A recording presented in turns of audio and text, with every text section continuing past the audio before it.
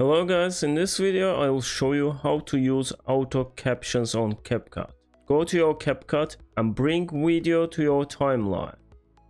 As you see, there is girl talking about podcasts. Welcome to the world of podcasts. Now go to the captions menu and choose your language to use.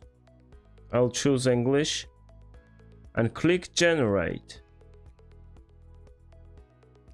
As you see, there is captions on the video now, but they are on bad style. We can stylize it. Now click one of the captions in timeline and go top right of the screen and click templates. And there is templates you can use. I'll use, for example, the quick one. Welcome to the world of podcasts. You can also edit size of the captions. Click basic.